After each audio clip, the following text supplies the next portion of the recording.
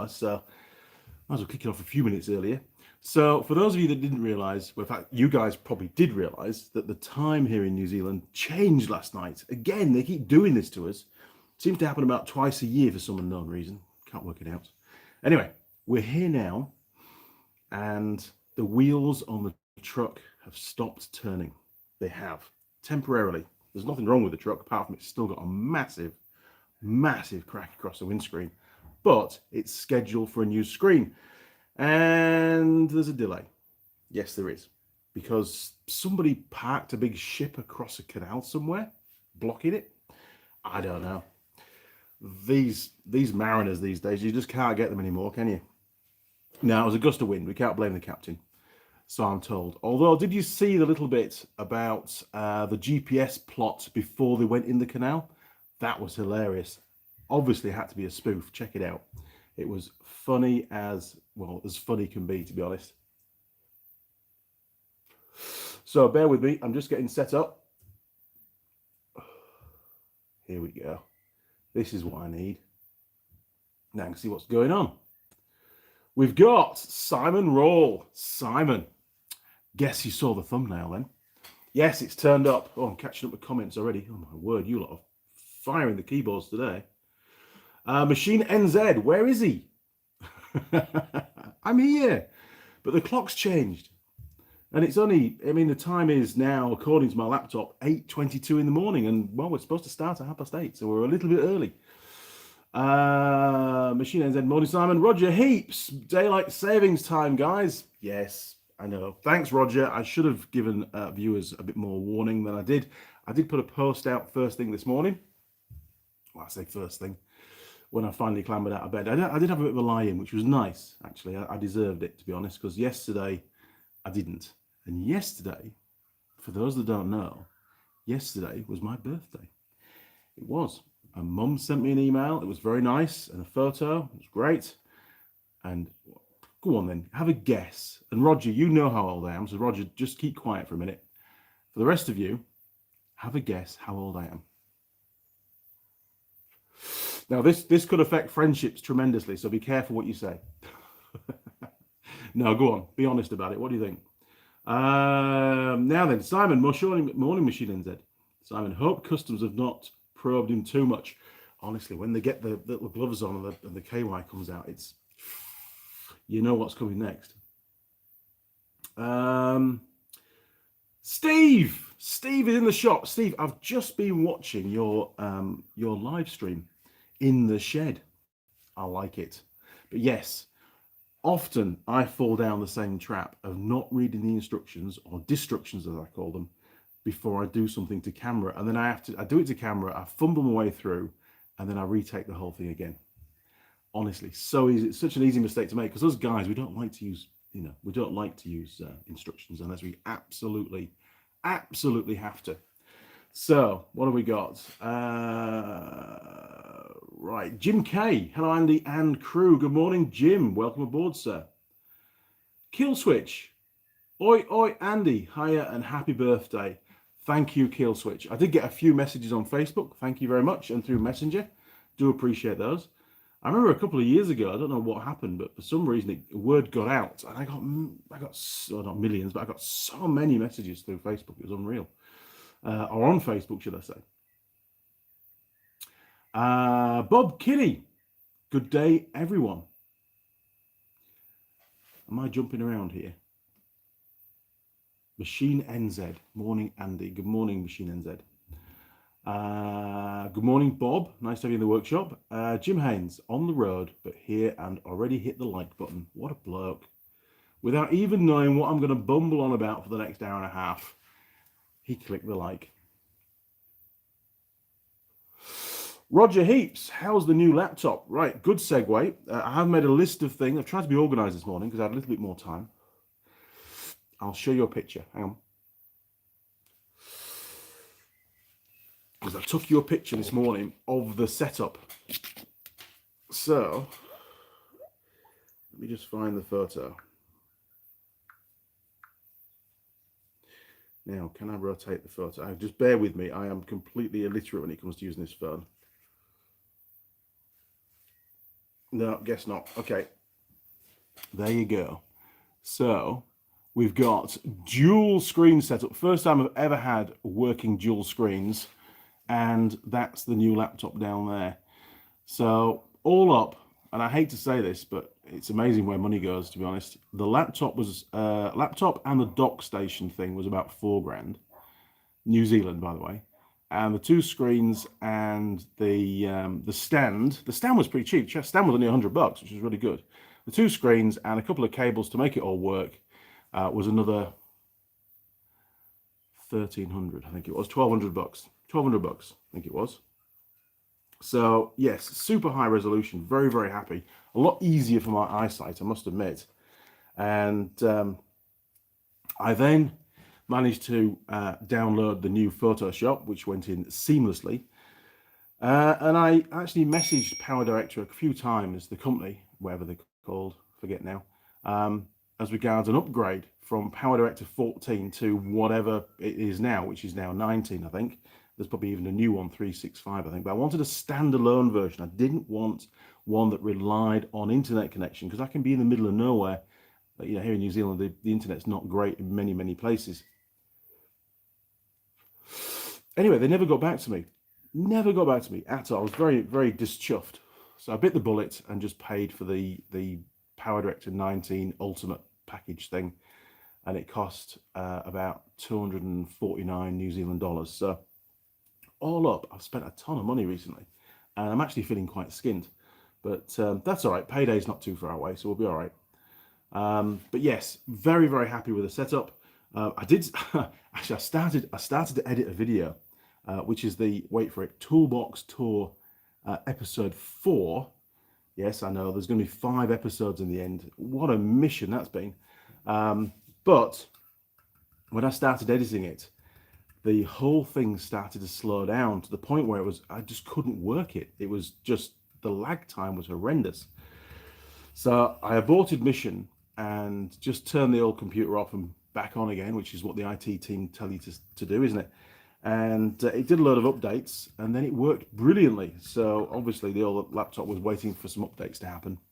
But no, really, really happy. So thank you, Roger, for asking about that. It's been a great little segue as that. It's, yeah, we've covered that one now off my list. So yeah, I can now edit when I'm away from the workshop, when I'm, you know, on the road, so to speak, which will make life so much easier. You know, it's been a long time coming, to be honest, but it has now. And the same laptop, you know, obviously it does everything. One of the problems with Power Director, sorry if I know a lot of you make videos, so I don't know if you have the same problems or not with the software that you use, but when you load, or when you start to create a file, you know, that you're building the video, it references the location of all the, you know, all the images and the files, the video footage on the various hard drives that you pull them in from. And then if any of those hard drives change name, or you build that file on a different PC, you've got to go, it asks you to locate each of the files individually. Where are they? Because it can't find them.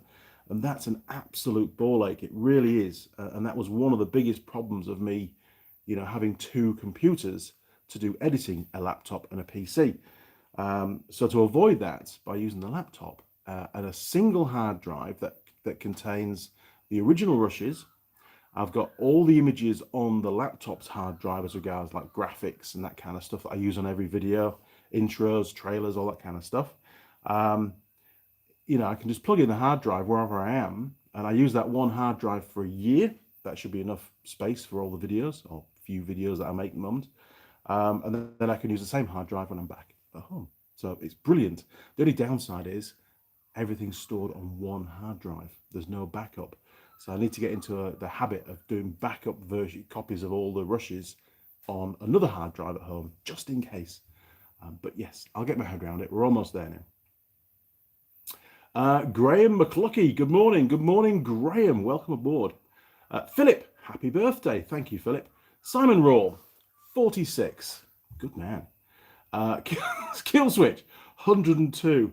Not quite. I'm looking pretty good for 102, to be fair, if that's true. Steve, 47. Ooh, okay, we're climbing. Bob Kinney, well, happy birthday, Andy. I got a cake. A man with a cake on his head, a little smiley face with a cake on his head. That's brilliant. Not seen that one before. Jim Haynes, 50. Jim, you might want to reconsider your answer there, mate. Machine NZ. Simon Roll, Fred Dibner. Still watch his videos. Yes, Fred Dibner is awesome. What a bloke. Obviously passed away now, unfortunately, but I have watched all his videos, to be fair. Machine NZ, 49. Well, Machine NZ, you are correct. I turned 49 years young yesterday, April the 3rd. Honestly, nearly 50. Nearly halfway. That's my target, 100 years old. Probably, given my lifestyle, highly unlikely it's going to happen. But don't worry, I'll still be on YouTube forever, so it's all right. Travis Jolly, morning Andy, happy birthday again. I'm guessing 46. Well, Travis, you are my friend. V8 Bergner, happy birthday. Oh, I've got some little fanfare toot things there. My guess, you are from 79, just like me. I wish I was. What do I really? 79? I don't know. 1972 I was born. Simon, Machine said, he is one of my all-time heroes. Absolutely. Good old Fred. Mike Adams, hello Andy and the gang. Good morning, Mike. Mike Adams, I'm changing tie rods, ball joints, shocks, brakes, and rotors on my Dodge 3500 this weekend. Is that how you would say it? 3500? Yep. This weekend. Come join in on the fun if you get bored. Absolutely, Mike. By the way, happy birthday, brother. Cheers, Mike. Appreciate that. Another Mike. Mike Adams. Off again. You're the same age as me, 49, but I'm senior by 1 month. My brother-in-law is also about a month older than I am, and I often remind him about it. And can I say this? He looks about 200 years older than I do. Poor guy has had a very hard life. Pete, good day, Andy from California. Happy birthday. Thank you, Pete. Oh, I'm dead chuffed you guys all realise it's my birthday. Probably because I told you. I don't know. Steve, have you filled in your tax forms for YouTube yet, Andy? Believe it or not, Steve, as disorganised as I am, I have filled them out. Yes. I'm expecting because I think about at the moment about 46% of my views are from in the US. So I am expecting quite a chunk to be taken from the earnings next month, unfortunately. And if they I don't know, are they going to back tax it as well? I don't know. Maybe I'll owe them some money. Jeez.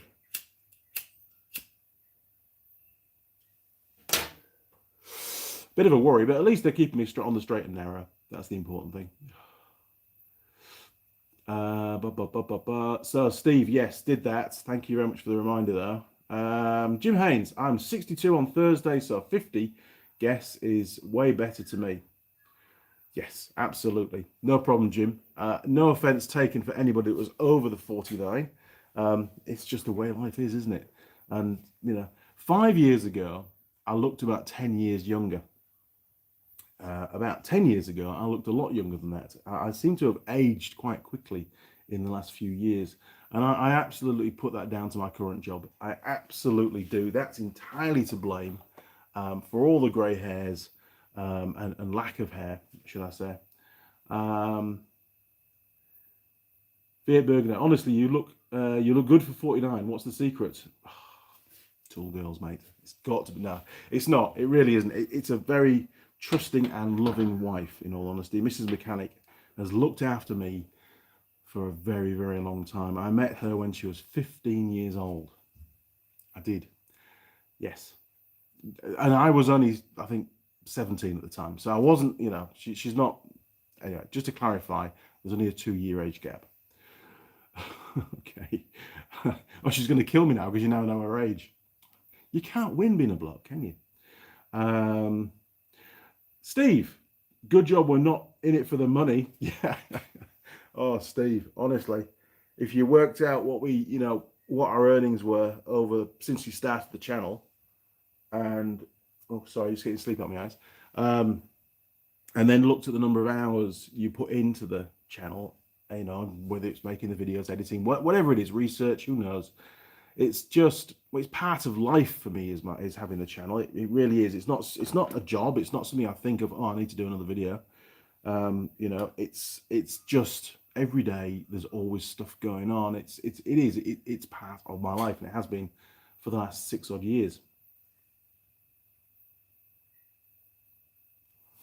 So if you worked out what, you know, the income after all the expenditure and everything as well, your income per hour, no way, Jose. No, we definitely do this for the love of it, without a doubt. Machine NZ, Andy, what's been happening in the workshop this week? Well, I only got home Thursday, about 8 o'clock, 8:30. 8:30 in the evening, Thursday got back. I'd gone up to Kai Tyre, done a few dealer visits up there, gone to see some motorbike shops, had a great time. However, on the way up, good segue actually, on the way up, obviously my previous trip was to the South Island, which I came back on the Saturday, so I took the Monday off, and the ute was loaded to the gunnels. I had, as you well know, I had a bike hanging off the back on a rack. I had the tray was full of stuff. I had a big box on top of the back of the ute as well. Couldn't post any photos because the bike on the rack was, you know, a Yamaha, so it killed any kind of social media stuff.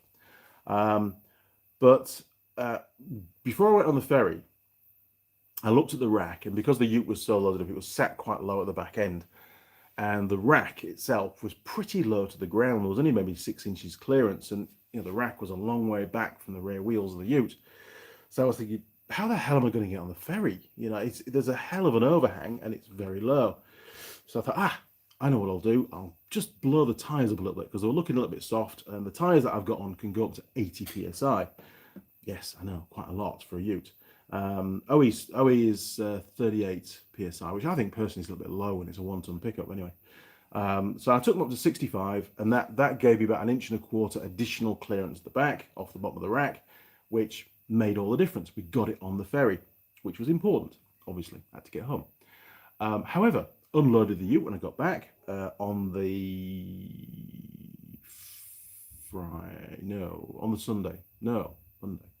Sunday afternoon. Sunday afternoon and Monday. Monday I unloaded it, that's right.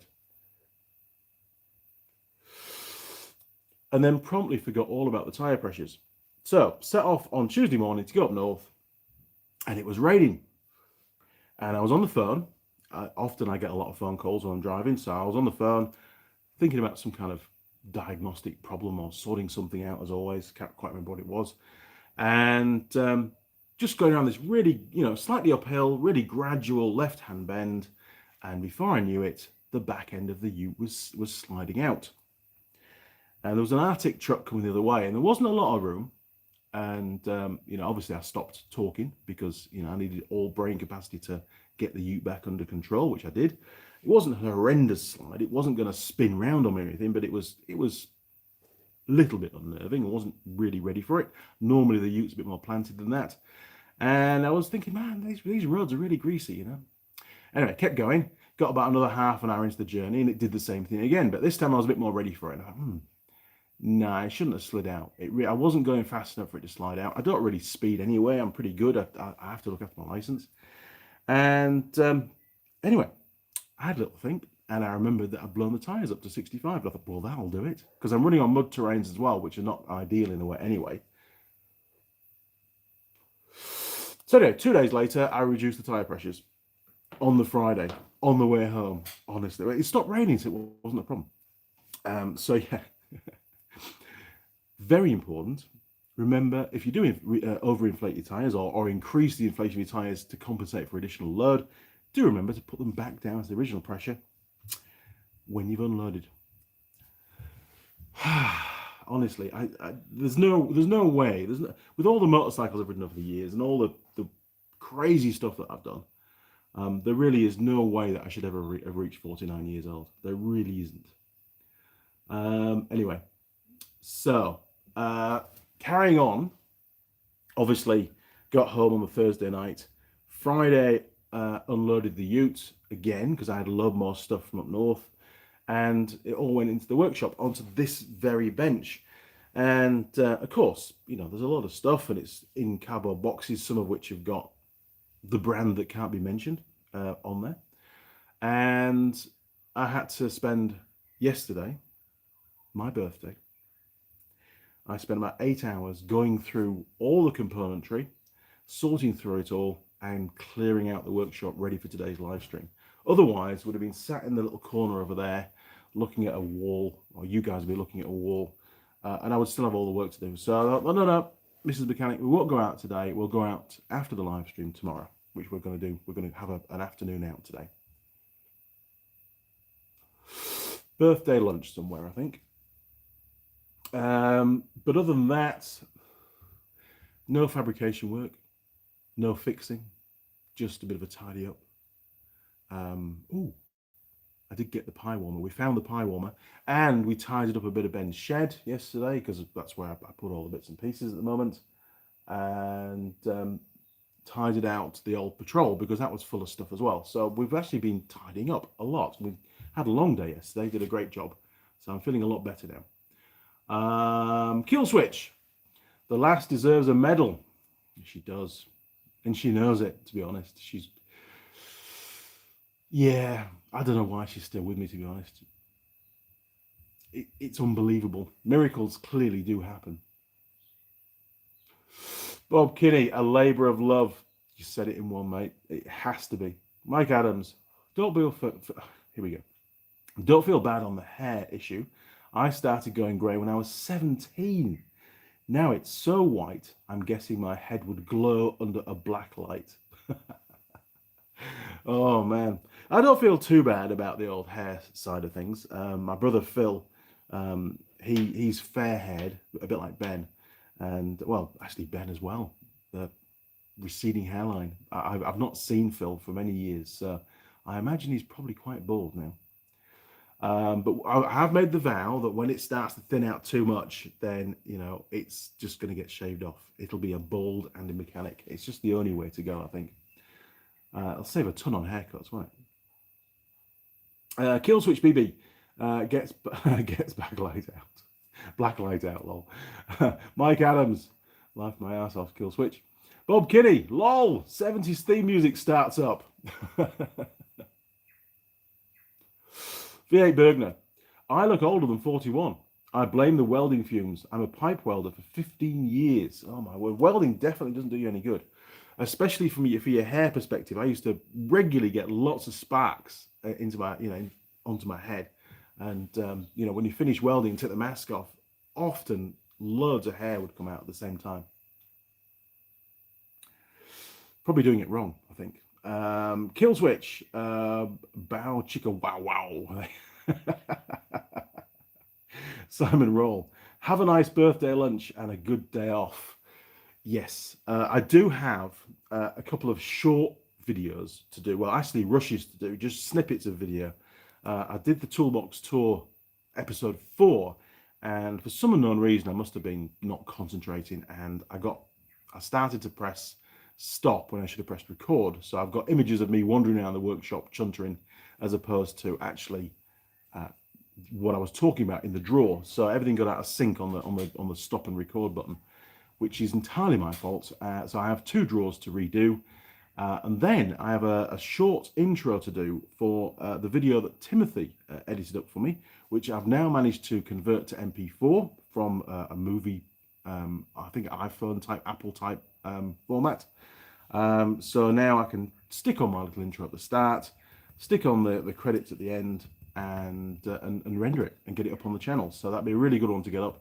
It's the video covering, it was done a while ago actually, it was a video covering the autopsy on Ben's alternator. If you remember, the drive belt for the alternator wore in a particular place quite badly, and yeah, basically, well, you'll have to find out on the video, won't you?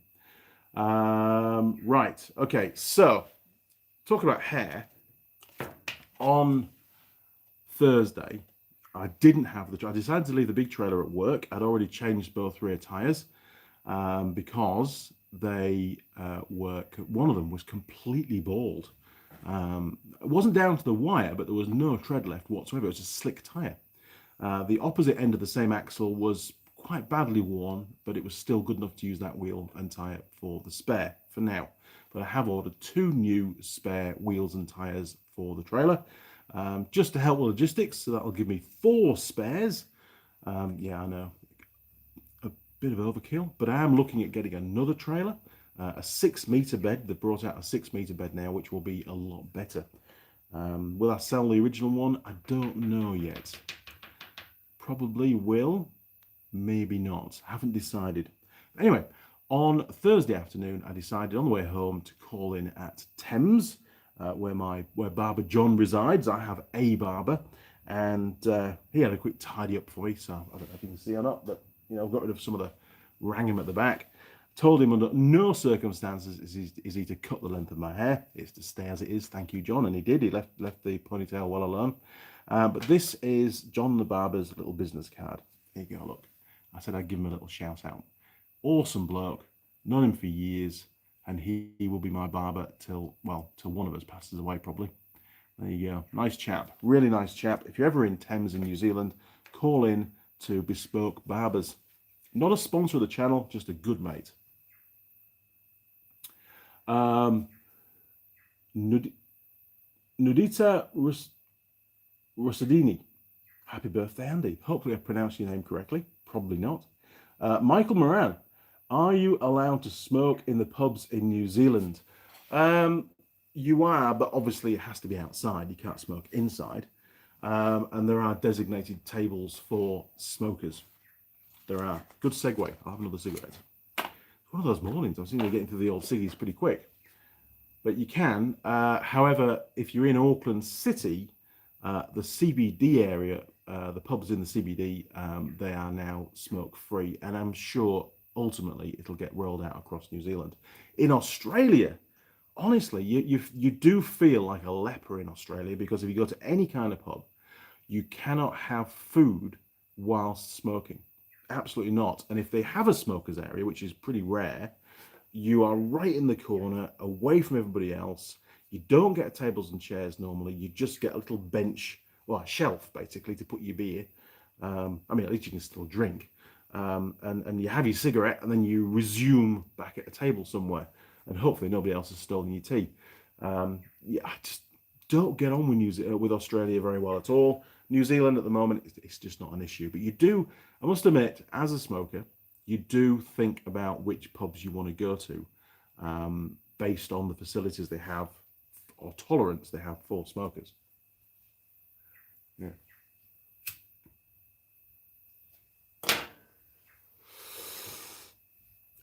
Richard Perry, happy birthday, mate. GB. Thank you very much, Richard. I appreciate that. Mike Adams, you can't have food while smoking. What sense does that make? I don't know. That's just the Australian government. And it might just be the New South Wales area. I mean, realistically, I've only been in Sydney as regards that. Mind you, I did do a ride up towards Brisbane for a couple of days. I did 2,000 kilometres in 2.5 days on a bike. Bloody good fun. I won't say what bike it was because it's the wrong brand for the channel, but it was a new bike to market at the time, and I thought, nope, stuff it. I'm staying for an extra weekend, and I'm going to take that bike for a ride. And it was an awesome machine. It was a really good trip, actually.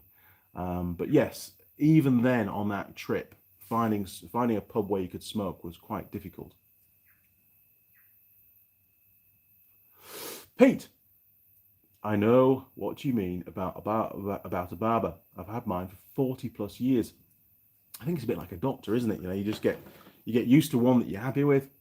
And I mean, John's been great, really has. He doesn't laugh at the ponytail, which is nice. So yeah, John's my barber. Simple as that. And he will.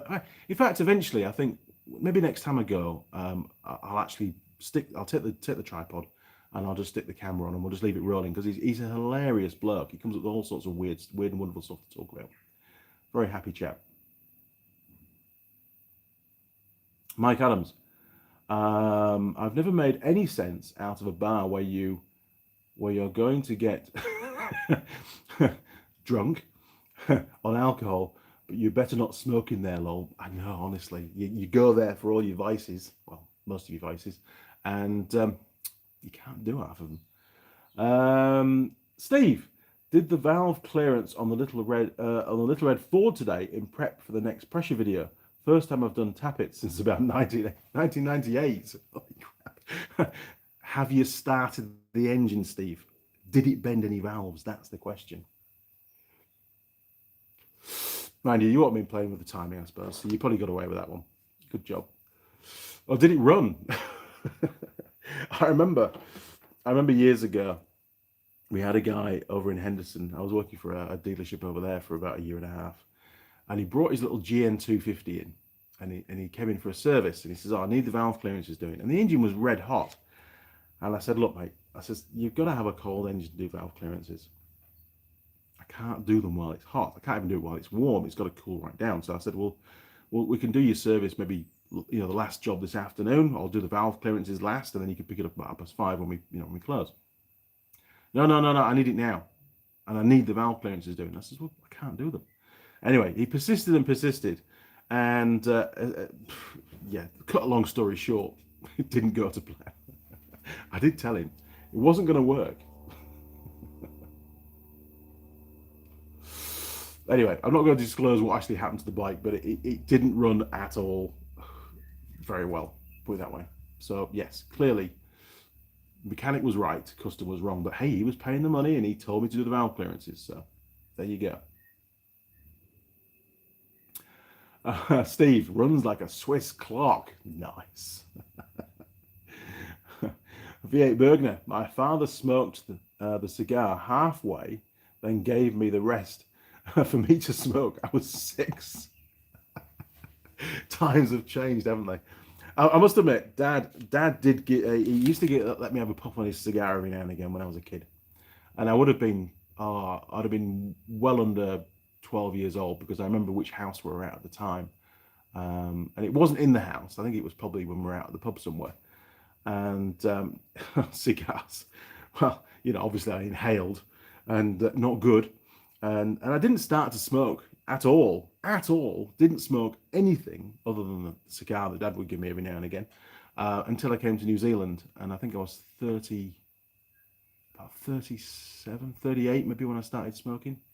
So it's not a good idea. But hey, something's got to get you, hasn't it? So what's next? Right. Okay, Simon's parcel. Let's get on with that. In fact, I'll finish my cigarette and then we'll do Simon's parcel. We've done the tyre pressure thing. We've got a load more parts for Holly's DR200, which we're going to go through as well. They arrived. In fact, I picked those up from Kai Tai when I was there. Done John the Barber, done the laptop. So back to your questions. Let's have 2 minutes. Over to you, the viewers. Oh, question for you. Have any of you gone onto the Yamaha Motor New Zealand YouTube channel and watched any of the videos that I did for Yamaha, specifically on the RMAX? That's the most recent ones. Because if you haven't, you really should go onto there, because they're pretty cool. We spent a long time doing those, and some kind of critical feedback would be nice, because I do try to improve the way I present those videos every time we do them. It's quite nerve-wracking, because there's like a guy with a camera there, and there's a sound guy, and there's a director, and there's other staff, and they're throwing water bottles at me when I get my lines wrong and stuff. And it's fun, but it was a baking hot day, and we were in the middle of nowhere. And of course, we had to get everything done that single day. It was a one-day shoot. But one of the things that I really wanted to do, given the nature of the vehicle, was to show the vehicle in action, to do some action shots. And I think we got that pretty good on the videos. So please, if you get a chance, do take a look, at least at one of them, be it the RMAX 2 or the RMAX 4, the 4-seater one, and let me know what you think, because, very different to what I do on my YouTube channel, that's for sure. So kill switch, I'm going to get to the box. Don't panic. Mike Adams, I'm guessing not everyone understands expansion and contraction with temperature changes of metal. Correct. Not to mention you don't want to fry your hands. Exactly. Well, you just can't set the valve clearances when the engine's hot. Simple as that. Doesn't work. Steve, yes mate, watch them all. Great videos. Oh, thanks Steve. Cheers, man. I hate to say it, where do you find the time? Honestly, you've got a whole workshop to set up now. Jim K, looks like you had a drone there also. We did a lot of drone shooting. Steve, nice bit of kit. Yes, it is a nice bit of kit. I have ordered one. That's not a secret. And I think I'm still going to go ahead with the order. I would like to have one very much. I want to get back into doing a bit of trail driving with Mrs. Mechanic. We used to run an off-road driving centre in the UK, so I have a skill set for that kind of stuff. So hopefully August, I'm going to get mine. Whether we're going to see it on the channel or not, well, that really depends on stuff in the background that I'm working on at the moment. Yes, so watch this space. Because I would like to take you guys along with me to some of the off-road venues, and we can go and look at the other vehicles that are there and talk about them and compare the designs. You know, I think that's important. Mike Adams, I haven't been on anything Yamaha in over 30 years. Wow. Well, I regularly ride Yamaha or drive Yamaha products as part of my job. That's what I do. You know, I have to drive them or ride them to sometimes diagnose faults. Or the most fun stuff actually is when I go, you know, into field, we call it. So literally onto a farm, and really I have to. One of the things I have to do is to inspect the working environment of the vehicle. So I end up driving all around the farm. And in New Zealand, there's some amazing countryside. There really is mountains and big hills and lots of different terrain types. And over here on the farms, they have lots of little tracks that were originally built for the two-wheel bikes and then the quad bikes. And now they use the ROVs on them, those that have, you know, upgraded to an ROV. And there's just a massive network. You can just go off exploring for a whole day, and it's brilliant.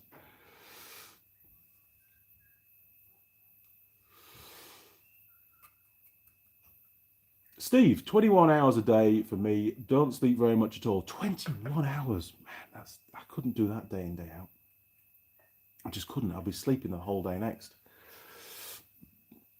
I need really a minimum 6 hours kip, but I do like more like 8, to be honest. I know, sleeping my life away. Simon, had bike in the last week, had the clearances done on it. TDC overlap. His mates had done them. Then it was I think pig to start. Right. Yes.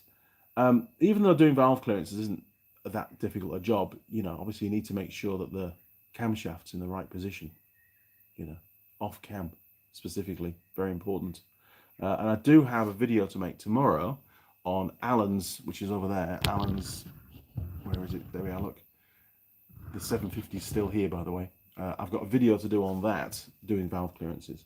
And maybe another video. So, good segue. Let's dig into Simon's box. Now, this has been examined by customs, and the guy actually signed it there, look. So it's pretty cool. That was the bloke that examined it, T. Woods, I think it is.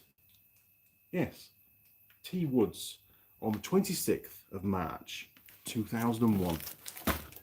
So, where's my knife?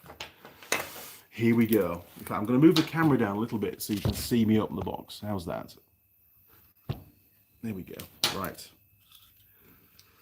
Dum dum dum dum dum. Where is the cardboard finished? Okay, I think we'll go down there. Ooh, Simon. Honestly, Simon sends me loads of parcels. Very happy. Very nice chap for sending all this stuff through. And I do owe you for the Switch, Simon. I do. Oh, spoiler alert. Hang on. I might have to just go in from one side. Hopefully, there'll be no blood. Hopefully.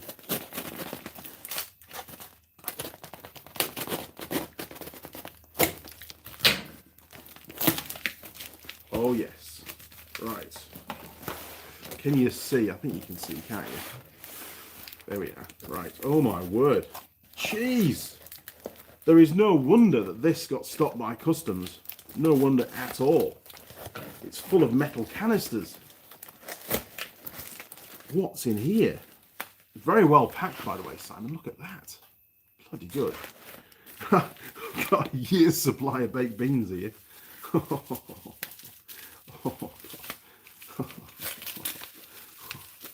Oh my word. I'm going to have to install some kind of fumigator in the house, I think. Look at that. Oh my word. Oh, Simon, what do you like? I suppose you thought, well, I'm sending a parcel to New Zealand. I better pack it out with something that Andy needs. More than the thing that he needs, which only takes up a small space. So we've got tins and tins of beans. Tins and tins. Tins of beans. I think they're all the same. I think they are. You must have shares in your local Tesco's or somewhere, I think. Look at that. Must be some of the most expensive beans on the planet, these, to ship them all the way to New Zealand. I'll very quickly get these out of the packaging. Oh my word. Jeez. Is that 6? One more to go. Jeez, we can get it out. There we are, look. There we are. Right. Beans are done. Now, there's something here actually in the box. What's this? We'll come to that bit in a minute. Let's get rid of the box. Right. What does it say? Opened for inspection. No items have been removed by customs. So obviously baked beans. Oh, hang on. Let's get it the right way around, Mr. Young. There we are, look. Baked beans are a pass for New Zealand customs. That's good to know. They're obviously exempt from any problems. New Zealand customs has opened your packages for inspection. Hang on, let's get the old screen back up because it looks a bit weird like that, doesn't it? Right. I'm going to read this out because it's quite important. Customs screens imported goods to help protect the New Zealand border. I could comment on that right now, Customs. We have the power to inspect. We have the power to inspect packages under Section 227 of the Customs and Excise Act 2018. Customs does this to stop imports of prohibited and restricted items such as drugs, medicines, trademark and copyrighted protected goods, guns and other weapons. Well, to be perfectly honest, you could use beans as a chemical weapon, I'm sure. We also verify if there are any customs charges, duty and or GST payable. Wow. Customs found nothing of interest in your packages and did not remove any items. For more information, call T Woods. It doesn't say that really, but there you go, look. Good job. Thank you, Customs, for passing the beans. And this is what Simon sent across as well. In this little bag, I'm gonna open the bag. I'm gonna open the bag, even though I might risk losing one of the terminals. I'm gonna open the bag because this is the connector that we need. Remember the loom on the CB750? Somebody had butchered the loom, installed most likely another ignition switch, and so which one will it be? I think it's. Ooh, hang on, let's get the ignition switch. Hang on, bear with me.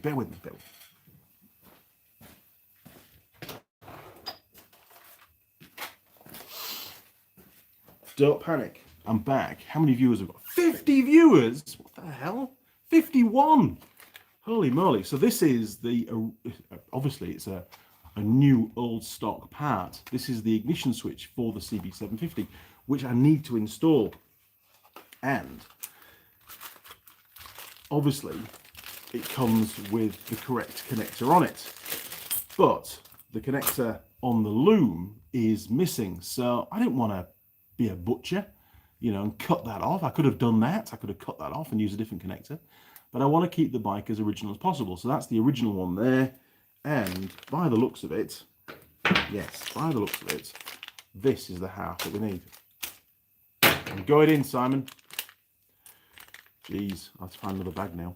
Okay, so it comes with all the little pin connectors and stuff, which is brilliant. And by the looks of it, that is what we need. That little plug there, look. So hopefully, there we are. Yes, that's the loom side of the plug. So now I can put the bike back to original. Bloody good. And there are only 4 pins actually being used. There's only 4 wires in use inside the ignition switch. So thank you very much, Simon. I do owe you for this. You need to tell me how much it was. And of course the freight. so I can get you a PayPal payment done, because you can't keep sending me stuff for free. I do appreciate it, but you can't. So there you go. All right. So thank you very much. And at the end of the day, I can always pass the cost on to Alan, because it is his bike. And I do have a little list of things that he needs to pay for. So Alan, if you're watching, you're going to need to get your checkbook out again. Right. Let me pop that in the box with the other bits and pieces, and I'll tidy that up later on. So there will be another video actually tomorrow of installing that ignition switch, which is one more step to completion. So we're going to do valve clearances and ignition switch tomorrow. And then I can do the video on balancing the carbs, which probably won't happen tomorrow. Probably not the following weekend. And then I can put the new tires on. I've got new tubes. They came the other day, new tubes and rim tapes. They arrived, which I should have brought in to show you, but they're in the office. Sorry. Well, I say office, it's like a little tiny cubby hole where I have my computer for editing and stuff. It really is tiny, honestly. And then I can start putting bits and pieces back on the bike. And then it can go back to Alan. Be brilliant. Then I can get on my Holly's bike. Well, in fact, I've got to get on my Holly's bike regardless. Okay, where are we at? Cold coffee. Cheers. It is cold coffee. Right. Hang on a minute. Let's just zoom back up. Jim K. I wish you could get the USA spec. Unfortunately not. Jim Haynes. I did watch your videos and did like them for YouTube ratings. Oh, thank you, Jim. Machine NZ. Have you thought about setting up a 4x4 off-road centre again? Many people ask me about that. And I do have my most unique skill set is running a 4x4 centre. It requires quite a diverse range of skills, not just being able to fix things, but certainly the management of people, and especially in that kind of environment, because it can be quite dangerous if it's not managed properly. And what we achieved in the UK was, well, it was quite phenomenal, to be honest. We had a 10,000 acre site that we leased off the government through the Forestry Commission, and we ran it for I think 14 years. I think the lease, we started off using the old green lanes and stuff in the UK, but as soon as we could get into a forestry site, that was our preference, because we didn't want to wear the green lanes out, so to speak. We did still use them, but the bulk of the traffic was on our managed, maintained tracks, which was good because the council very rarely ever maintained any green lanes. So I did it for sort of 14, 15 years all up, and then I came to New Zealand. And yes, it was on, I did think about it over here. Would I like to do that? There were off-road centres around New Zealand. I could have probably got a contract to use some land and promote it that way. But I don't think I would have been able to achieve anything more than what I did in the UK. The site in the UK was massive. In the first 10 years, we provided 1.2 million off-road driving hours. Now that was based on every human on site, whether they were a passenger or actually driving the vehicle, whether they were in a four-wheel drive, whether they were in the Unimog, whether they were on a quad bike, whatever it was. But 1.2 million off-road driving hours, which is pretty phenomenal, really, for any kind of business in that kind of, in that kind of environment. So really, I felt, after thinking about it a bit more detail here, that it would have always been not as good, I think. So I decided that, open a new chapter, do something different. And in all honesty, I'm very pleased that I have. I've carved out a very different career here in New Zealand. I'm employed rather than self-employed. And the role gets me all over New Zealand, and I have a lot of friends around now. I've met a lot of people, and I help a lot of people. That's what I see my role as, is helping fix things, helping keeping customers happy, and ideally trying to make the product better as well, giving feedback to the factory. What I will do with this career as we move on, I don't know. Am I going to be stuck doing this role till I retire? There's a high probability I will be. I don't, unless I decide to leave New Zealand, there really is nothing else that I can do. And I don't want a desk job. I don't want to be sat at a computer all day long, every day. That's just not me. There's enough admin work in the role that I do as it is, and I certainly don't want it to be any more. Although, unfortunately, year on year, it is increasing. But I'm getting faster at doing it. So the time that takes to do the admin is probably about the same every year. So yeah, good point. Very good question. But no, I think now I'd prefer to be the customer at an off-road site. There is a guy, I think it's on Waiheke Island, who's looking to set up some kind of tourist drive. Oh, hang on. There's a knock at the door. Bear with me. What have we got? Oh, nice. Oh, jeez.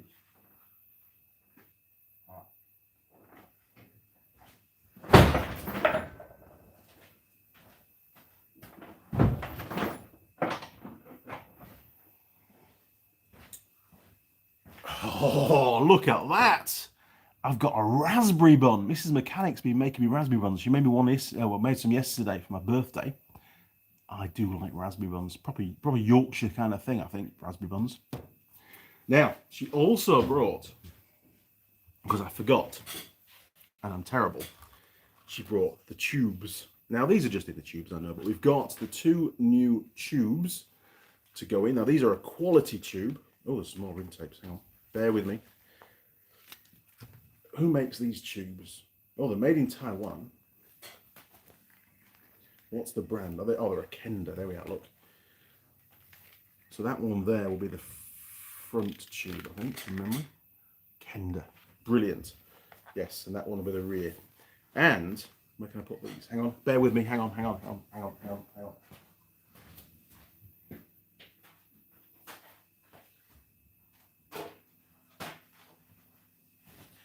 Wow, bitty live stream. Sorry, crew. Okay, and I ordered some rim tapes at the same time, and I ordered 2 of each just so I have a couple of spares for other bikes, because I've got Holly's bike to do as well. And we got Continental rim tapes. You can just feel the quality. Very, very good. So very happy that we've got those.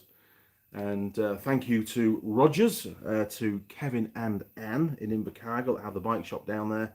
Good friends of mine, known them ever since I've been in this job, and they always look after me. So really appreciate that. To get a really good deal on those, help keep the price down a bit. You know? Excellent. Right, raspberry bun. And a fresh coffee. Can't go wrong. So, yes, Machine NZ. I think I've answered your question on the off-road site. I love what I do. I think if I'd run an off-road site here in New Zealand, probably would never have started a YouTube channel either. I'm sure I wouldn't have done. So, I think I made the right choice, to be honest. Mike Adams, what's time? I can't seem to find enough nowadays. I'm always chasing my tail, always. And I'm sure we are. I mean, we live busier lives these days. You know, we have all these tools and fancy gadgets and faster cars and stuff, but life seems a lot busier now than it ever used to be. And I think it's very easy to get wrapped up in the rat race, and you just got to step back sometimes and go, you know what? I can do that tomorrow. I don't have to do it today. HP Harris 3271. Hello to you too, Harris. I'll call you Harris. UKJ, happy birthday, mate. Thank you, UKJ. Appreciate that. Pete, great videos on Ag 200. Oh, great video on Ag 200. Thank you. I do. That's one of my favorite bikes. I've got one in the shed actually up there, which one day, it's got an engine fault. One day there'll be some videos on that. One day, but it can't happen for a while. We'll do a restoration of that, because I think you've probably spotted the theme that Andy seems to like farm bikes. Well, I do like farm bikes. I think they work extremely hard. They get very little maintenance sometimes, yet they perform incredibly well for many years. They are unfortunately seen by some as a disposable vehicle. Whether it's the price or what, I don't know, but you know, they run them for 2 or 3 years and that's it, game over, go and buy another one. But yes, I do like farm bikes, and I think overall, long term, you know, I've got a Honda to do, I've got the Ag 200s to do, I've got a couple of Ag 100s to restore as well, or there'll be 1 out of 2 probably. All that will be in the future, because I really want to compare, and it's good for my job actually, because I get to see the differences in design between the different brands. So, you know, over time that'll happen. Simply Diagnostics. Steve, my first package still not arrived. No, it hasn't, Steve. I'm getting a bit concerned, to be honest. They clearly don't want you to have the fabric loom tape I sent. No, because I got the PVC one, didn't I? That arrived. I'll keep my eyes open. I do get a notification whenever there's, you know, I get one every day to let me know if there's stuff at the PO box. So maybe I'll make when I'm next in Auckland, which will be next week. I'll probably end up popping down anyway. There'll probably be some letters to pick up. I will inquire to see if it's somewhere else on the shelf and it hasn't been allocated properly. I'll do some digging. If you've got a tracking number, Steve, let me know. Machine NZ off now, Andy. Working on the Kurzel. Yep, Kurzel hit and miss model engine today. Nice. Finally got it running. Turns out the exhaust valve wasn't sealing properly. Now trying to get the governor working. Governors are always good, aren't they? Because otherwise things tend to, well, just go faster and faster. Mike Adams. The only thing the beans will make explosive is you, lol. Exactly. V8 Bergner, Mike Adams, I was thinking the same. Kill Switch, Windy City, too right. Simon Roll, if you had $1 for all of them, all those driving hours, well, yeah, we probably did. I mean, it wasn't profit, obviously, but we, you know, near the end, we had a pretty big turnover as a company, but we had a lot of expenses as well. That was the thing. We ended up when we finally, you know, stopped the business. I don't want to elaborate too much. When we stopped the business, we had 87 vehicles. That's a hell of a fleet to run. That was probably split about 50-50 to 4-wheel drives and quad bikes. Nearly all of them being Yamaha. The only reason why we didn't have a couple of the only reason why they weren't all Yamaha is we had some 2-seater quad bikes which were made by Polaris. They were called a Sportsman X2, and I think they were a 500cc engine, single cylinder, and they had 2 full-size seats. They were really cool, and we used to do a tour around the North Yorkshire moors on those bikes, usually for families. So mum and dad will be the riders, and the kids, a couple of kids would be on the back, one on each. And those bikes used to cover 130 miles every time they went out on a full day run. So they got worked hard, but you know, it was amazing. We used to cover a massive area, and we'd have activities going on all over the place. Logistics was extremely difficult. Sometimes on big corporate days where we could have like 200 people on site, we had to really plan ahead and work out down to the last minute where people were going to be at any one time. And we were really slick at doing it. We were good. Must admit, we were bloody awesome looking back. Kid Cool 31 Yo, you have a lot of friends around the world. Thank you very much. I do appreciate that. It's you know, it's nice to know you're all out there. Happy birthday. Thank you, Kid Cool. Appreciate it. Steve, buns, awesome, top breakfast. I know, it's very nice actually. It's still warm.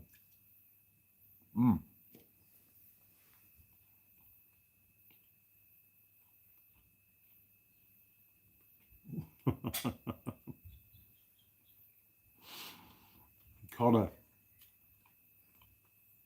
Now that looks tasty. And I'm not talking about the tubes. I think, Connor, your eyes are in the background as opposed to the foreground at the moment. In fact, I need to change the calendar because that's still March. That's still Miss Fortune March. I might need some more red tape for the next month, for April. Roger, anyone on here know anything about the Suzuki TF185 mud bugs? Been trying to find numbers here in New Zealand.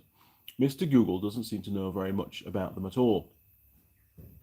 Roger, if you can get the chassis number, VIN number, engine number, some kind of identification number off the bike, I have a friend at Suzuki New Zealand that might be able to look it up for you, and we can dig out the history of that particular bike, and maybe they'll let me know how many they sold here in New Zealand as well. Pete Woodfine. Hi, Andy. Did the customs find your stash of Coleman mustard? Or was it cheese and onion crisps? No, it was actually baked beans. They have allowed cheese and onion crisps through before, but I'm not sure whether the Coleman's mustard will make it through or not. Oh, V8 Bergner. Message held for review. I've got to read it first. Hang on.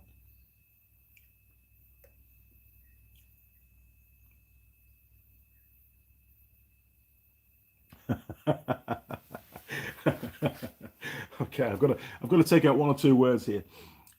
Do you remember that Portuguese gentleman who messed with his wife's car with an oscilloscope just for the fun of it, and then the car didn't start?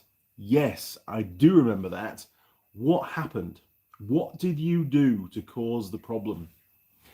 Steve, I'll root out the proof of postage and see if there's a tracking number on it. Okay, thanks, Steve. We'll need to get into investigation mode, I think, because it really should have been here by now. It certainly Simon's parcel beat yours here. So there's something good. Unless it's parked on the Suez Canal. It might be. Who knows? V8 Bergner. It was the EFI fuse. I feared I fried the ECU. It's that sinking feeling, isn't it, when the car did run. You did something and it doesn't run anymore. And all you did was probe a few wires. Yes. Happens to us all, mate. At least it was just the fuse. Thank the Lord for fuses. I'm very pleased that your wife's got a car again now. Simon, look for a TS 185. Look about the same. I remember the TS 185s. They were the trail bike version for the road because, yes, remember those on the road. Good fun. Bob Kinney, what is the site for those videos? So it's on YouTube, and it's just search on YouTube Yamaha Motor New Zealand, and it'll take you to their site. And I think it's some of the most recent videos that they've published. I can't put them on my channel, obviously, because I didn't make them, and they get very, very, very upset if I did that. But I don't see any reason why I can't direct viewers to their site to watch them there.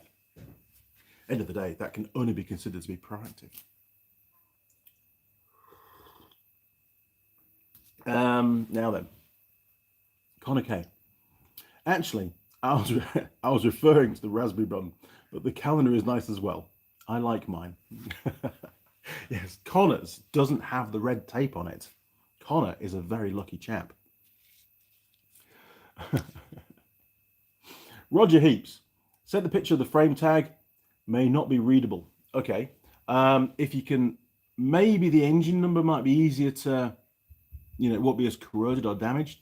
So if you give it a bit of a clean off, and if you can find that, send that through, because if it's the original engine, they'll be able to reference and find the frame number from that.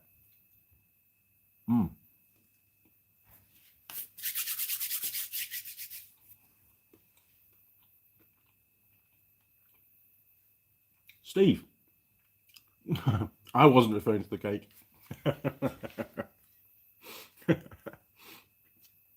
Our minds are aligned, Steve. They really are.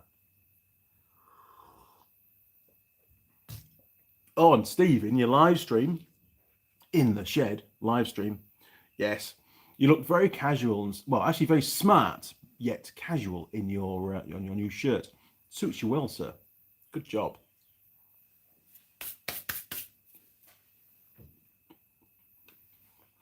So,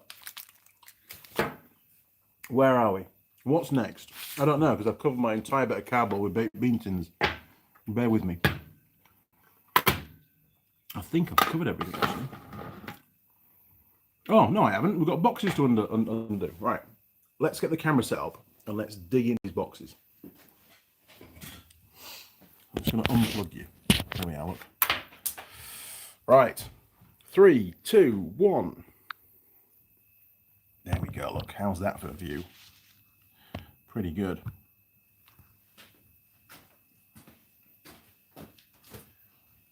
Oh, it's very difficult filming when you can't see what's going on. Okay, we'll try this. All right, first of all, we have a new tyre for the back of the DR200. That's one of the reasons why I went into Ben's shed yesterday, because I knew I had a few of these left over, and they were right in the far corner. So to get to them, I had to pretty much empty the entire shed. And then, well, most of the shed, and slide over the boxes that are in there. So, I've got that to fit. Am I in camera? I am. I've got that to fit. But first, I've got to replace a couple of spokes in the rear wheel, and I've got to remake those rear bushes. So, I couldn't do that until I got a new wheel spindle. So hopefully, there's a new wheel spindle in one of these boxes. Oh, right, so let's stick that one down there for now, and we'll do this one. So, what have we got? And I'm using my YouTube screen, my laptop screen, to see if I'm on camera. I am on camera. So, can you hear me okay? I'll try and speak up a little bit. You might have to turn the volume up a bit. Okay, so what have we got in here? All the way from Japan. Oh yes, we have a brand new seat.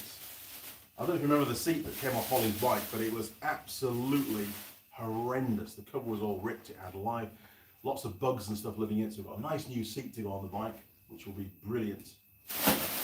Wasn't cheap, I must admit. Right, that's that bit done. And now for the main box of bits. What have we got in here? Oh my word, there's all sorts of stuff. Right. We have got a bag of bits. In fact, we'll do the bag on the bench. We'll do all the little bits on the bench. Bear with me.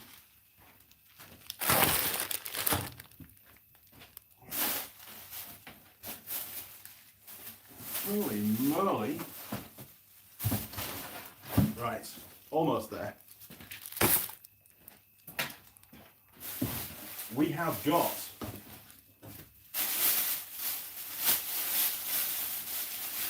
what is this? Oh yes, nice. We've got a brand new rear mudguard. Look at that. Not a scratch in sight. It'll look very trick with that on there, won't it? Okay, so we've got that one. And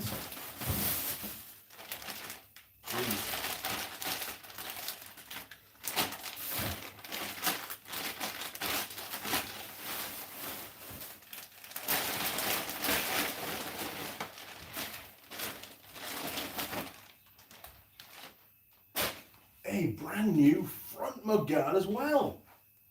Wow, it's going to look like a new bike when it's all finished, isn't it? Bloody cool. Okay, so we've got mudguards, we'll leave those there. What else have we got? Right, turn the camera round, Andy. Okay, 3, 2, 1. Oh, actually, while we're here, look, Mrs. Mechanic found a pie warmer. So I'm going to find a home for that in the workshop that the rats can't get to. And I can warm up my pies. Pretty cool. And the glass cabinet that Ben saved me has finally turned up. So I've got to find a home for that. And I can put things in it that need to stay nice and clean that you guys send me. How's that? So that little spanner that was sent to me ages ago that was like 3D plastic printed. That would be the first thing to go in that cabinet. Very cool. Oh, and they're the tyres for the CB, by the way. There you go, look. I think you've seen those already. Right, back to the bench.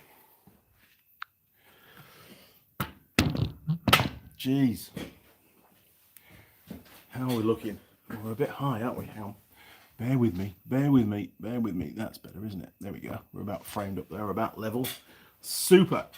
So my apologies if the audio was a little bit poor when I was over there. It's very hard to judge on camera when you're doing that kind of stuff. Right, back to the comments, and then we'll look at those little bits that they sent across.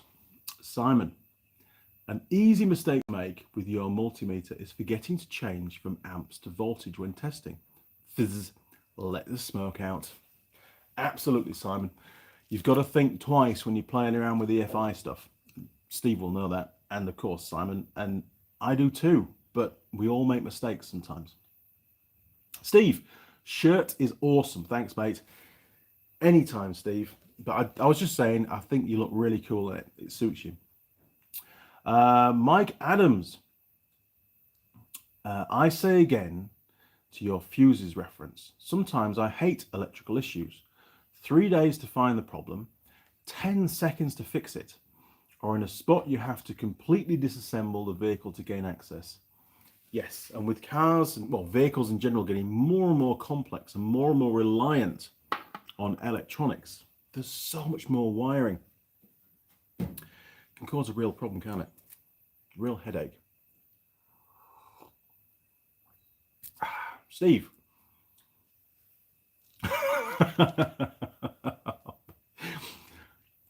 That seat doesn't know how lucky it is.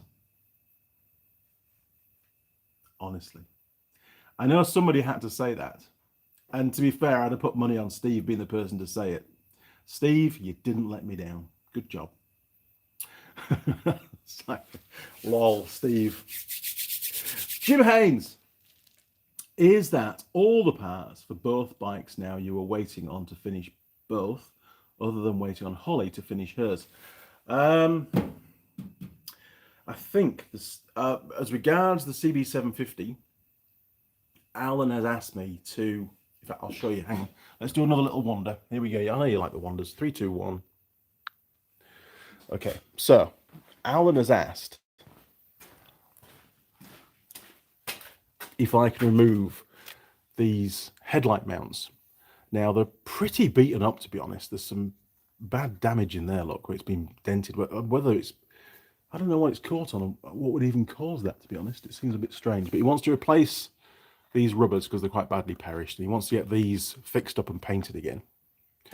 So I've got to take off the triple clamp at the top and slide those out. But that's something that he could always, well, I'm going to have to wait for those to be painted and put back on again, I think, aren't I? So there'll be more delays there. And the headlight cowl, which I think, I'm going from memory now, I think is in, not that one, hang on, is in here, look, yes.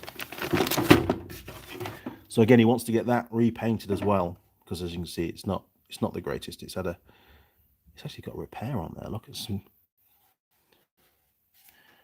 looks like somebody glued something onto the outside of it. That's a bit weird. But yeah, he wants to get that repainted. So, more delays. That's all right. We can cope with that. Right. So I think we're about there as regards parts, other than getting those resprayed. Knowing Alan, when he sees the condition of that bracket, especially the right-hand one that's all dented, he's probably going to try and source a replacement and get that one, you know, it's in better nick and get that one sprayed, which could take a while. Mike Adams, gotta love getting new toys, aka parts and tools. Your wallet hurts, but your heart feels good. It does. It does. And with Alan's, I mean, don't forget, Alan pays for all the bits and pieces he needs for that. He's very happy to do that. But I don't get any remuneration for the labour content. That was a gift from me to him, to be honest. Now, other stuff that came in the parcel. Well, there's the part number. Let's see what it is. It feels like a plasticky thing. Some kind of, mud flap, maybe. Looks like a mud flap. So that could be, looks a bit small for the rear. That could be to go on the front mudguard. Could be. They ordered all sorts of stuff for it. Bonnie did a great job. She's the parts lady up at Kai Tire Motorcycles, and she does a fantastic job. Now, in here, and that's the part, oh, look at the camera, look, terrible. That's the part number. In here, and I don't know if we're going to use these or not. Where's my knife? We'll have to wait and see, because it does involve a lot more work, and it'll probably get done at a later date. In fact, it will get done at a later date. It'll get done after I've ridden the bike from Cape Reinga, which is right at the top of the North Island, to Bluff, which is the bottom of the South Island, I'm going to be riding that bike in December for the entire journey, and it's a very long way. But there'll be quite a few little stops, and it'll be a little series that I'm going to do. Now, just bear with me because these are all mounted with sticky tape.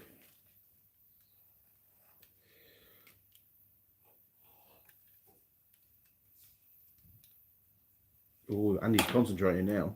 Can you tell? Everything's gone quiet. There we go. Right, so these are... Oh, golly. You're going to have to bear with me here because I don't want to mess these up because they weren't cheap.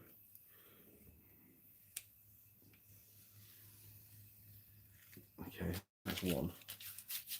Nearly there. That one can stay on actually. Right, so these are brand new decals for the fuel tank. So that tells me that we're going to do a respray on the fuel tank, which we are. Well, it's going to get resprayed. Whether I spray it or not is a different matter. We'll wait and see. I probably will end up spraying it because, you know, that's just, I can't really afford for somebody else to spray it unless they want to do it for free. But there we go, brand new decals. But I won't put those on because on the trip, I'm doing a lot of gravel roads, and of course, often you get gravel, you know, on your trousers, and it rubs on the fuel tank and it damages the paints and stuff. So I'm going to save those and do the tank after the trip. But the tank will get done. Especially now with the decals. I was very surprised they were still available, to be honest. And yes, I could have bought a new fuel tank, but that's, you know, end of the day, you can just go and buy another bike. You've got to, you know, what's the point in doing that? It's got to be part of the fixed job, hasn't it? You know, you've got to be... Oh, I can't get that back in there. That's just not going to happen. Stick that over there, look. There we are. Right, what else did we get? Well, we got a brand new front brake lever because I spotted the old one was bent. So we've got a new one of those. I don't think we've already replaced it. I hope not. Now, also, we did get a second-hand replacement clutch lever, but unfortunately, when we fitted it, we found there was basically as much play as there was in the old one. So we got a new, completely new clutch lever assembly. That's the part number for that. And the reason why we had to replace it was because these, being this is the farm spec bike, by the way. The farm spec bike has this little device here where you can pull the lever in, and it basically, there we are, look, it latches onto the lever to hold it in the clutch in position, so you can leave the bike in gear whilst opening a gate. And farmers love that kind of stuff. It saves them actually quite a bit of time trying to find neutral every time to park the bike up. And because there was so much play on the lever, you know, in that plane, there was so much play that the little pin, if you wiggled it enough, the little pin would fall out of the clamp and that quadrant that comes across, and of course the clutch would release and the bike would no doubt engage gear and set off on its own and fall off the stand. So I had to get a new one of those. It was the only way. I did try to source a second-hand one, which we fitted, and it was just as bad as the old one. So Andy repeats himself, sorry.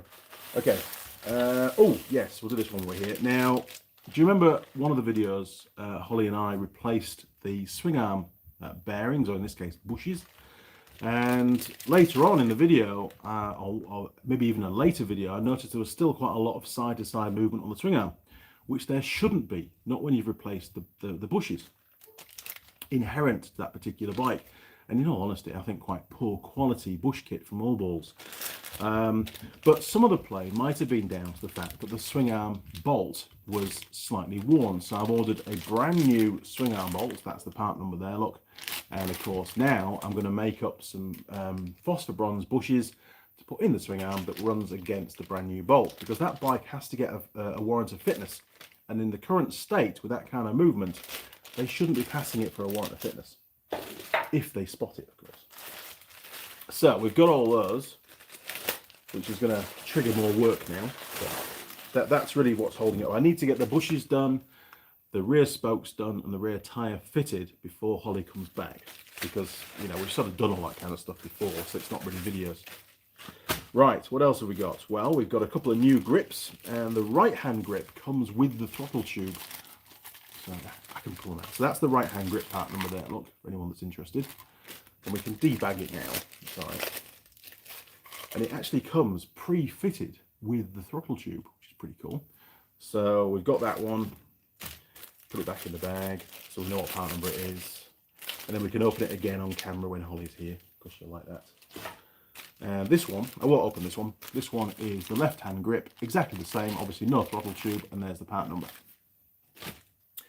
Right, we've got some little bags. Oh, I like these little bags. Let's do those last. Now, what else have we got? We've got, and I think I've doubled up on parts, actually. I might have made a mistake. So here we have the rear brake light switch. There you go, look. And that's the part number for that. And now that's a spring. I think that's the spring that goes in the front brake lever. By the looks of it. So we've got the little spring that goes in there. Got a new one of those, hopefully. And we've got some bags. So that's a bag with a part number on it. I like all this handwritten stuff. It's great, isn't it? So I think that, I won't open it, but I think that's the washer in there, look, for the spindle that goes through the swing arm, hopefully. What else have we got? Oh my word. Okay, I'm going to open this one. Right, there's the next bag. Let's have a look and see what's in here. There's one thing in it. Hang on, we'll just do this. There we go, look, that was easy. Okay, so we've got in here, this is probably the most expensive M6 lock nut on the planet. Look at that, a single nut. Yeah, I didn't need to order that really though. I just said to Bonnie, just order everything to do with that bit. So that's probably the nut to go with the pivot bolt on that front thingy. Let's have a look, see if we've got still more stuff to arrive. So what have we got in this one? That's the part number for that one, whatever it is. Let's find out. Ah, yes, that's a new nut for that that swing arm bolt. What else have we got in here? What's this one? So we've got one of these, whatever that is. I don't know why I'm showing you the part numbers. It's not really like a video, is it? And we've got. Oh. Ah, right, okay. So there is actually a rear wheel spindle ordered as well, because that is bent. We spotted that in the lathe, and there's a new nut. And I think that one. I could be wrong. I could be very wrong actually. Yes, that one is the rear wheel spindle nut, and that one I think is the swing arm nut. Right. Not to be mixed up. And lastly, we've got one more little bag. So there's definitely some more parts to arrive. Whoever was asking about that, I forget. Here we go. All right. Got an M5 nut. So I now own the world's most expensive M5 nut and the world's most expensive M6 lock nut. Bugger. Well, there you go. Lots of parts. Lots more parts to go on the bike. What a project this is turning out to be. Connor K, hit the like button. Yes, hit the like button. We've got 40 viewers, so obviously what I've been doing has been quite boring for you, so I apologise. And we've got 30 likes, so 10 people haven't clicked the like button yet, so I've got to try harder. Bob Kinney, hit the like earlier this time. Good man. Simon Roll, I do find all ball stuff hit or miss. Some of it is very good and some really bad fitting. Yeah, I mean, I've used plenty of all ball stuff over the years, and especially in the UK as well. And I was just a bit dismayed when there was that much movement of the swing arm. So I've got to redo it. It's not up to my standards. Simon, Mike Adams, Connor K, I tripped over and activated the like button on the way in. Kill switch. Have to go now. I'm up early in the morning. Been awesome as always. Laters, stay safe. Thank you, Kill Switch. And same to you, mate. Stay safe, and I'll see you next Sunday. Thanks for joining us. Bob Kinney, later Kill Switch. Simon Roll, have a good one, Kill Switch. Steve, put your nuts in the glass case, mate. I think I might have to.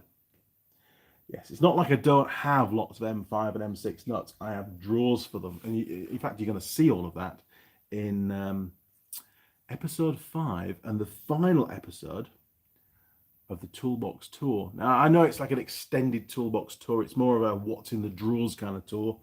It's not just about tools, but it really is to give you an insight on what is in the workshop and what I have here. And, you know, if the first video is anything to go by, people seem to find it very interesting. Let's have a little look. I've no idea how many views it's got now. Let's have a look. Dum dum dum. Just bear with me. Just opening up the app. Yes, so 2,109 views on the first Toolbox tour. The second Toolbox tour hasn't proved quite as popular.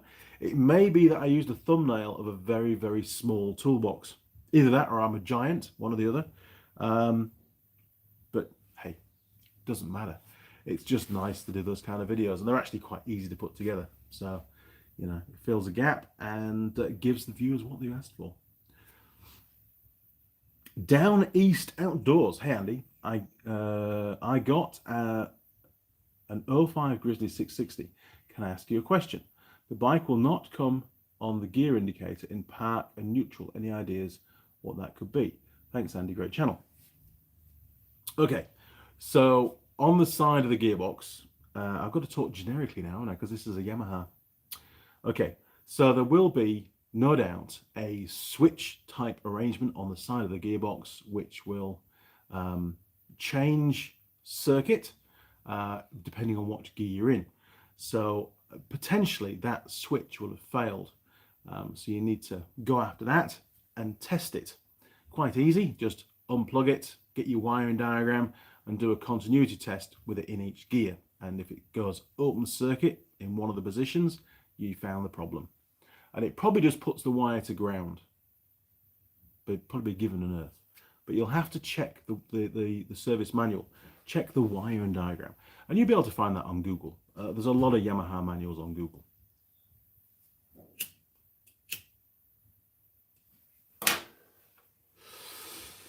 But that is a wearing component, and that's most likely the problem. Simon. A lot of the old Suzuki part numbers for nuts and bolts have the size and pitch in the part number. Wow, that's an M5 nut.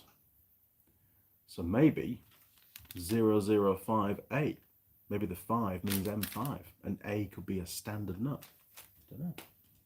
Simon, you could be right. I'm only guessing. Where's that other one? Oh, right. This one is the M6 nut, and it ends in a 6 on the end of the part number. So it's got 2106A. So 21 might stand for lock nut, I don't know. But 06 certainly stands for M6, I think. Could I be right there, Sam? Don't know. Good point. You could be right. I'm sure Yamaha's probably still the same. I'm not a parts guy. The parts guy would know. I don't really know. I just need the parts to fix stuff.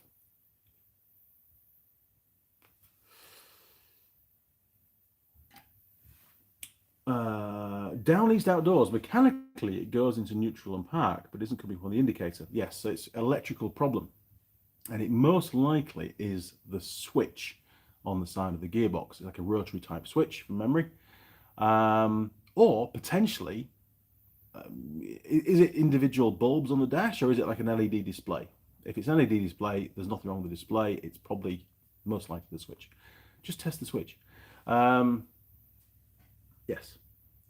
You might also find that the neutral, it could be a different configuration where they have just little plunger switches on top of the gearbox, and those do wear down. And sometimes, you know, that can be the cause of the problem, where they've worn too much. You need to replace that little plunger switch. It depends what configuration the bike has, whether it's got a rotary switch or individual little plunger switches. I can't remember. It's not a bike that I work on much. Pete Woodfine. I heard it's not the size of the toolbox, it's what you do with it. Absolutely. I agree with you completely there. Cheers, Pete. V8 Bergner. Suzuki is pretty good on parts for old bikes. My brother is refreshing his 2000 Ti 1000R, and every part is still available from Suzuki. That is amazing. I mean, fortunately, with this particular bike for Holly, they still sell them brand new. So, of course, parts have to be available. Manufacturers have to provide parts for 10 years from the date that they stopped selling the bike, or that particular model. So, yes, it does help. If you choose a bike that's still readily available, it makes a big difference. Down East Outdoors, the neutral switch assembly that has contacts on it, Andy. Yes. Thank you, Andy. That's all right. Simon, I have the decode sheet somewhere. Yamaha do use the same, but a bit better, as it has the intended use in the number 2. I think I have one of those decode sheets somewhere on my laptop, somewhere. Somebody gave me it years ago. Down East Outdoors, individual bulbs on the display. If you mess with it for a while, it will go into neutral, but it takes a while messing with the shifter. Okay, I think probably you'll find that the one of the plungers is quite badly worn then. Jim K, I always try and resurface the face of the Spectre switch. The neutral pin is the smallest pin on that switch. There you go. Thanks, Jim. Appreciate it. You see, I don't know everything. So you've got lots of direction now to get that fixed. Peter Woodfine, if I remember, parts numbers where model number, part type in the number. Model number, part type in the... Okay. Roger Heaps, I will let you do the research on the TF185 when it's added to your collection. Thanks, Roger. Yes, it looks like when I come down to the South Island next, I'm going to have to bring the big trailer. It seems that there's a lot of bikes coming back up to the North Island, and my workshop is going to be absolutely crammed with stuff and projects for the next few years, no doubt. So thank you, Roger. I will do the research, and I will let you know. And I'll also let you know when I'm coming down to pick it up. Much appreciated.